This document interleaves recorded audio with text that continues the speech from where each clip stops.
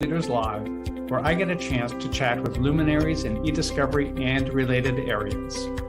This broadcast is sponsored by Reveal-Brainspace, the industry's leading AI e-discovery platform. Don't forget to subscribe to watch me, George Socha, weekly with leaders in e-discovery. Thank you for tuning in.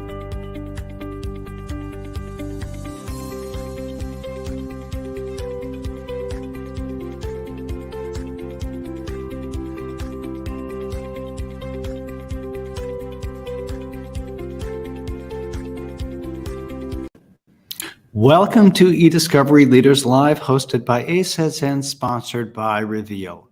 I am George Socha, Senior Vice President of Brand Awareness at Reveal.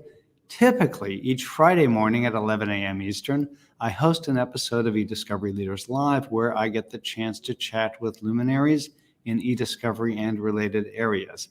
This week has not been typical. I've been at ILTACON here in National Harbor in Maryland. This is, I think, the 13th or 14th or something like that episode of this week, and the final episode here. So I've been broadcasting from ILTACON. It has been a busy week. Things are winding down, getting pretty quiet. I'll be glad to finally be heading home. Past episodes of eDiscovery Leaders Live are available on the Reveal website. Go to revealdata.com, select resources, then select eDiscovery Leaders Live. The guest for, like I said, I don't know how many of these this week. The guest for this episode is Seth Eichenholtz, who is head of eDiscovery and head of Insider Threat Risk Management at Mastercard. So Seth heads both the eDiscovery and Insider Threat programs there. On the discovery front, he has oversight of the preservation, collection, processing, and production of data for litigation, investigations, and regulatory matters. As part of Mastercard's Corporate Security Investigations Group, he is also integral to managing internal investigations, incident breach response, and related cross-border data transfers for all those matters. Before joining Mastercard in 2016, Seth spent over 5 years as VP eDiscovery Manager at Swiss Re. He started his career as a tax attorney for PricewaterhouseCoopers, now PwC. Seth, welcome. Thank you very much for having me, George. I'm glad to have you. I just hope I get through this without stumbling too much over what I'm trying to say and without losing my voice entirely in the process. No, I think you're a pro. Well, we're trying to be. What I'd like to do and sort of preview this in that introduction of you is look at intersections. You cover a number of areas.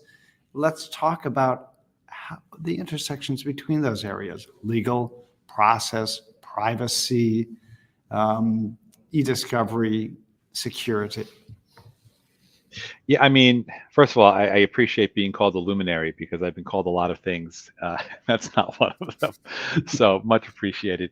So, I mean, I get asked fairly frequently, about how I was able to kind of, progress in my career a little bit above and beyond e-discovery, which is still near and dear to my heart. I'm not quite ready to let that go. But at least in my current role at Mastercard, the corporate security team did, previously to me arriving there, handle eDiscovery in a little bit more of a rudimentary way. But the key issue for us is privacy. And I tell this to my team on both sides of the house, from eDiscovery as well as from Insider Threat. Anything we do, we need to have one of the lenses that we look through from the privacy lens. That's nothing new.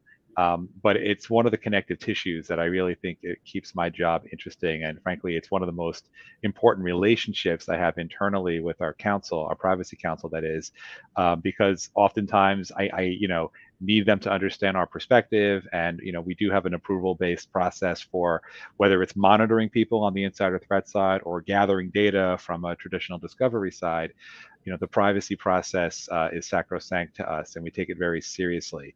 And, the constant changes matter, right? As well as, try to come up with a one-size-fits-all approach. So how do you kind of marry the need for multiple flavors, given regional privacy differences, with the fact that I'm a global company and any case I have is likely to involve people from different regions? So let's break that down in a couple of different ways. Privacy, although it hasn't changed, has changed as well. And I remember when we initially released through EDRM, the Enron data, it did not occur to anyone involved in the process or anyone advising us in the process that we needed to take a look at that data with an eye to privacy. But it wasn't very long before we realized that, yeah, we really needed to do that. Went back in and did our best efforts at the time to remove at least a certain type of PII from that content. So the awareness of privacy has certainly been growing. You've got to have seen changes as a result of that and what you do and how you do it. What's interesting, George, is clearly there's been changes, but it's almost like in an interesting direction. So what I mean by that is, many companies have created a data governance team, specifically in response to GDPR when that became live several years ago. Now, I mean, it's always been on the horizon. Now it's in place for several years. And what I found is there's a kind of a big shift to focus on, obviously, customer data. So if you're a financial institution, if you're Mastercard, obviously private customer information is sacrosanct. But in my world, while that may be part of an investigation or might be part of evidence that's gathered, I'm much more interested in employee or worker information. And that is still data. It still definitely might be private, and it still probably falls under the same category. So it's been interesting to see the level of interest from some key stakeholders wane and increase over time, where it's like, oh wait, you're doing internal monitoring? Okay. And then 2 years later, well, what is it you're looking at? And it's like, oh, now you're interested in it. So, and I get it, they're trying to focus on certain things, and clearly GDPR and most other privacy directives globally, are not so mature or granular that they're going to have your use case. And I've always generally said, one of my challenges is working with our privacy counsel and understanding the laws is you might ask the same question to 4 different privacy counsel on a use case to get 4 different answers. And I know I'm not the only one that feels that way. And that's not a knock on anybody. I think it's just a reality of a lot of interpretation that's happening. And certain old, quote, established truths, I feel aren't even accurate anymore. So one thing that I keep hearing is, well, you can do it in the US, but you can't do it somewhere else, because in the US, there's no expectation of privacy in the workplace. And I'm like, is that really still true though? I mean, given several states' laws, that have, become more and more mature, not just California, and obviously there's a new pending federal law. I'm pretty sure that if that is even still true, it's crumbling, and I just feel like we're constantly looking, and we're on the cusp of even more change in that area, specifically in the U.S. I was co-teaching a course last week at the University of Florida Law School, and on the last day, the professor Bill Hamilton, who really was leading the teaching of the course, was talking about data privacy. And he was comparing and contrasting the approaches to privacy in the United States with those in Europe, or rather Europe with those in the United States. And he said, in Europe, privacy is treated as a human right. Correct. You can't sell your privacy. He said in the US, it's treated as a consumer right, and it's more malleable and transactional. Has that been your observation? It's been my observation that that's how people observe it. So my family history, is one of, survival out of the Holocaust, right? So I fully understand the background and basis that general European law takes in terms of making privacy a human right. I get it. And in a lot of ways, I applaud the European approach. And as a guy that's got to handle evidence internally at a global corporation, it's also frustrating, right? So this is where I really kind of seek to establish partnerships and frankly, understanding, with my stakeholder privacy council, because we need to, I try to see things in trends, right? I have I mean, in Europe, you have the I'm losing my my coffee day so far. The ability for employees to look at their own data, Right. is a sacrosanct law, right? And whatnot. And that doesn't exist in the U.S. So, we deal with those requests fairly often, and that's a trend. I know I have a playbook for that. Okay.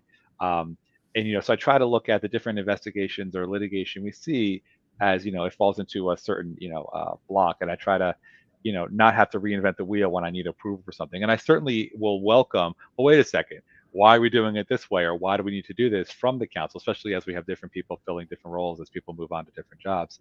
But I feel like being able to understand the perception and the perspective of the insider threat or EDiscovery world to your privacy counsel really matters, because a lot of times they need to be understanding and trained in where it's coming from, right? So in other words, if you have a Brussels-based attorney, they may not be familiar with a U.S. investigation coming from, or a request coming from law enforcement, where we need to look at something that's, say, an employee's information on their work machine that may or may not have personal information on it. Likely it does have personal information on it. Does that mean that it's off limits, or does that just mean it's as simple of, well, if you see a file that says personal, don't look at it?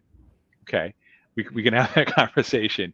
So I mean, ultimately, it's a give and take of sharing information and making sure both perspectives, excuse me, are made very clear to each other. And I certainly I think this is where the old-fashioned getting on the phone with somebody and actually having a conversation to explain any potential miscommunications really is worth it, rather than relying on email as your form of communication. Because I know I certainly can't keep up with my email. I know I've heard people say if their email is more than 2 lines, then I've been reading it. So you don't want those details lost in translation. So I certainly really value having actual conversations with people to make sure we're on the same page.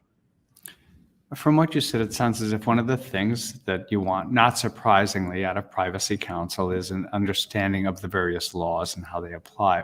What else do you look for or hope for in privacy counsel?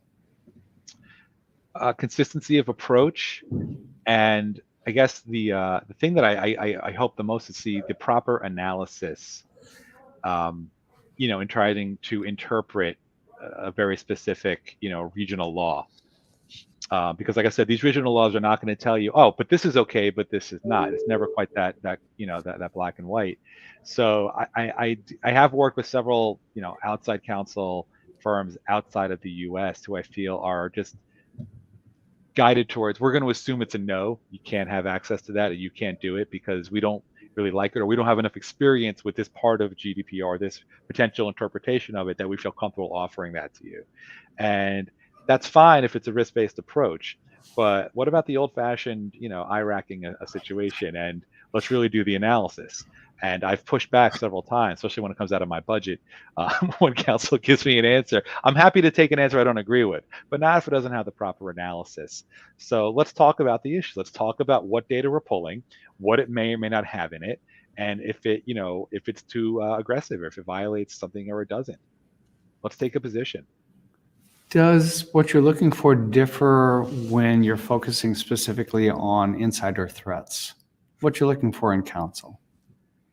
No, actually, I mean, I do feel like, the need to pull data in relation to a potential or actual dispute does have, I think, a stronger grounding in history, recent history, versus, well, we think George Socha is acting risky, or is exhibiting risky behavior. We want to take a closer look at where he's going on the web or what he's doing. I think counsel is a little bit less, at least my experience, so I don't want to speak for everybody, a little bit less sure that meets the same privacy muster as gathering data related to a dispute. Let's change directions here and turn to so many people's favorite area thing to be concerned of, Office or O365 or M365, whatever you care to call it. And talk about that a bit, what it does well and why and where it falls short. That's a long conversation, George. And so little time.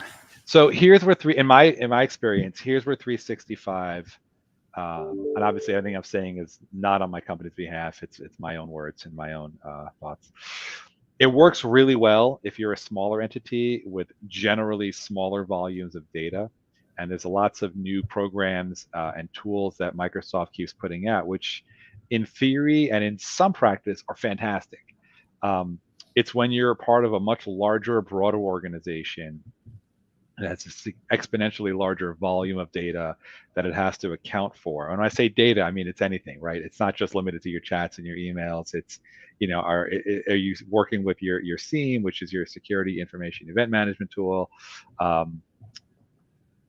Once you're getting into a much larger volume there, I think that's where some of the things fall down. And Microsoft themselves will tell you, that their vision of how this is going to work is that it's going to be a one-stop shop, single pane of glass where you can do all these amazing things.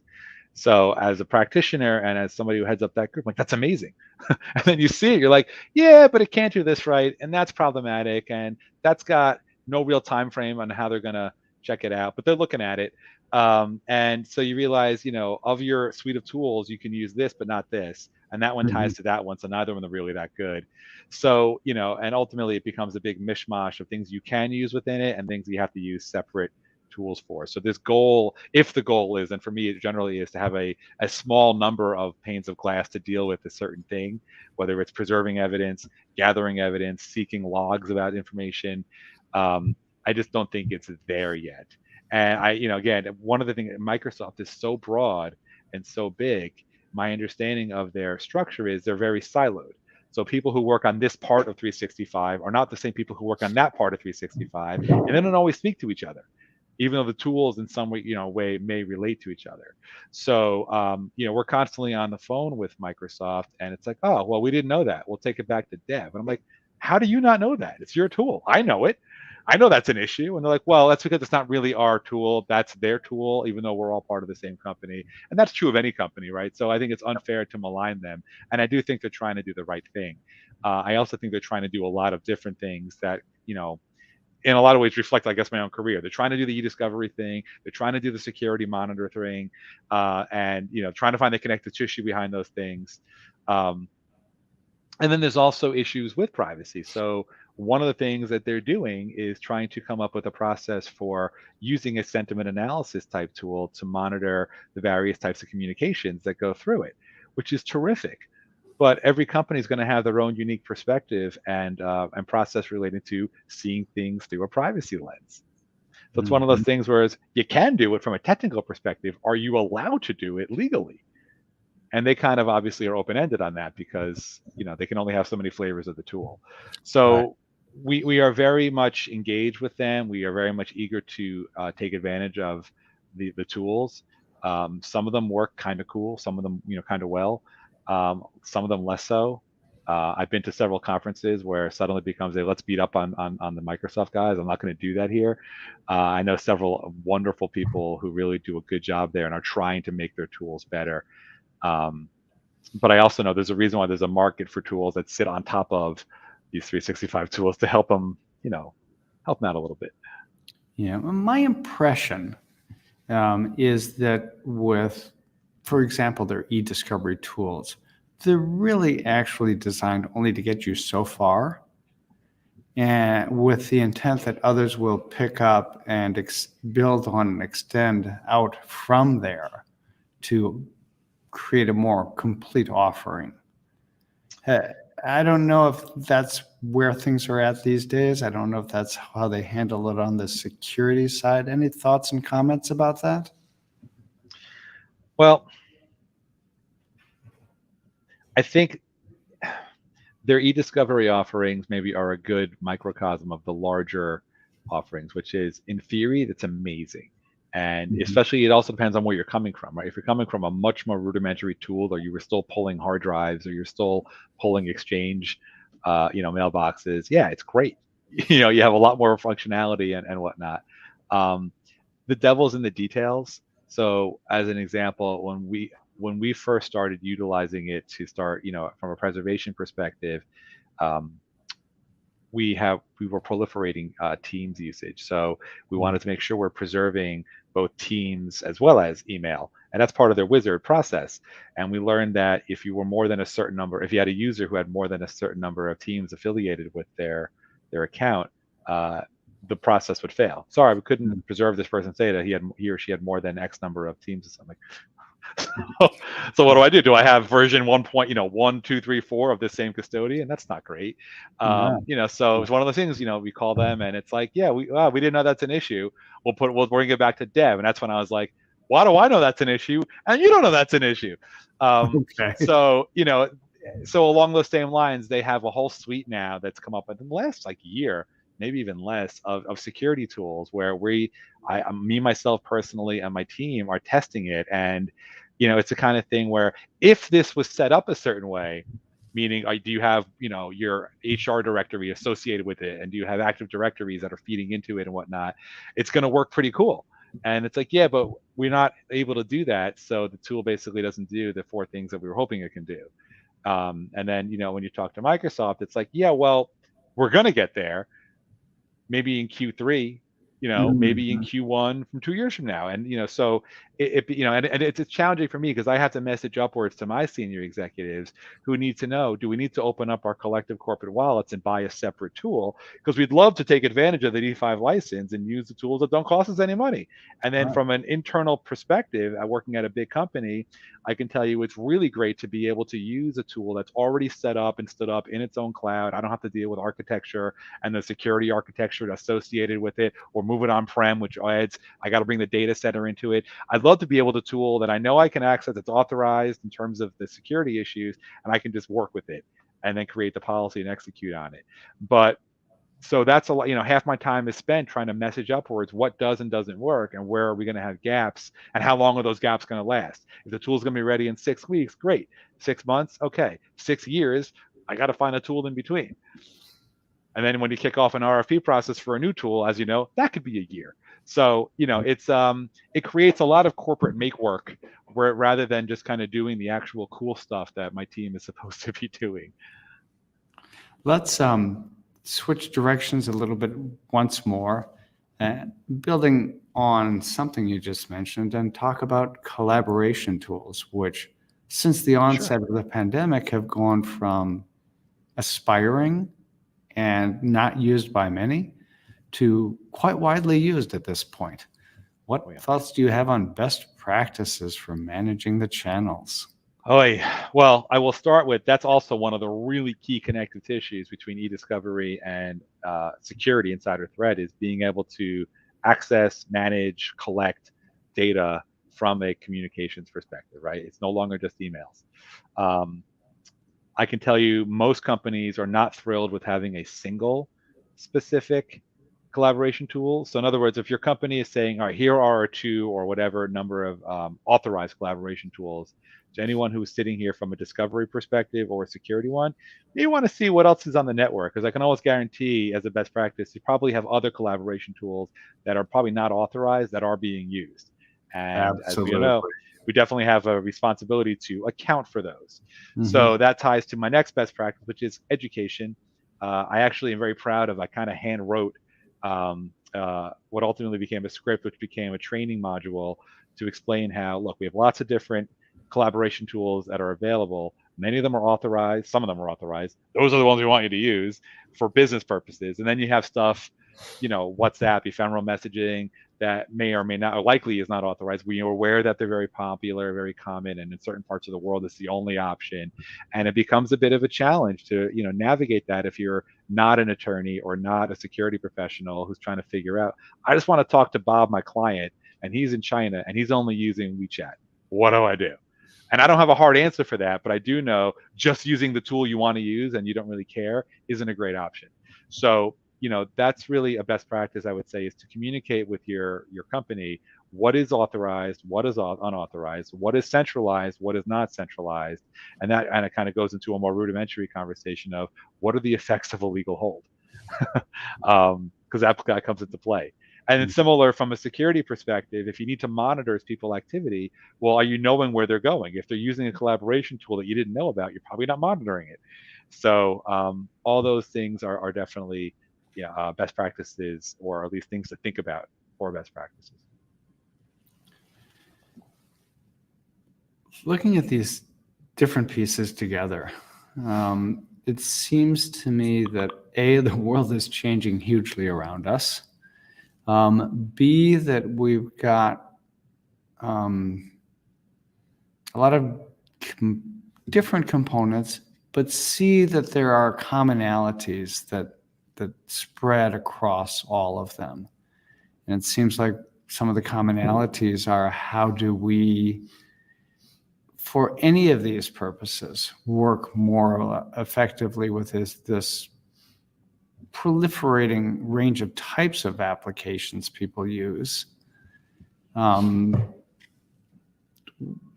do you think about that? And do you see any other challenges and ways to address them?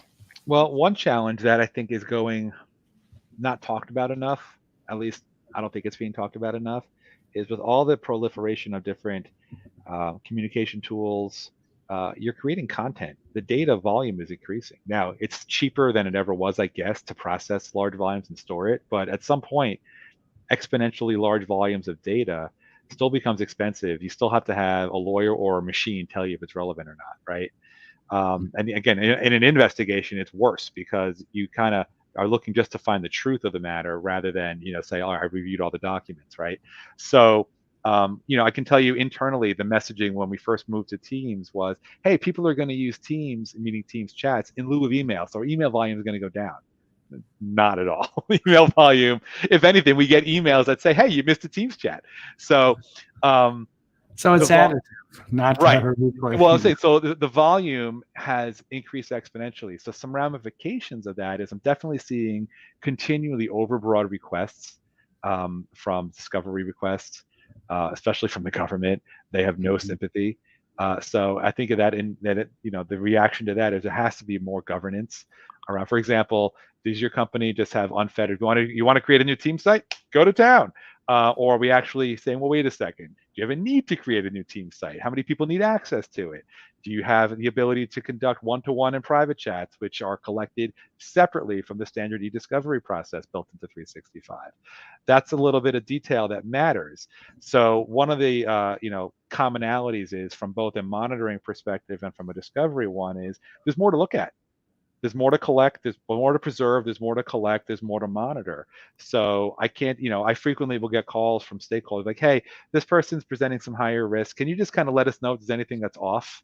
I'm like, listen, that's not going to fly. I need a little bit more feedback. I need you to tell me what you want me to look for, because I can't tell you what's off. You don't have 10,000 eyes. Right. I don't have people assume I have a basement full of, hundreds of people who are looking at things. We don't. We rely on risk. Even risk-based scoring is its own issue because it tends to be wrought with false positives, and you can spend your whole time correcting false positives for that use case. So there's no perfect answer here, but, a takeaway would be, if you similar to discovery, you can't just say, well, give me the relevant evidence. You need to have a scope, right? Scoping matters now more than ever, I would say, just because of the proliferation of volume here. If you know that your company uses Slack, but the people at issue don't ever use Slack, great. Then don't start collecting Slack in the hopes that you might find something. Yep. Well, Seth, you've given us a lot to chew on here. Trying to pack a whole world of thought into just 30 minutes here.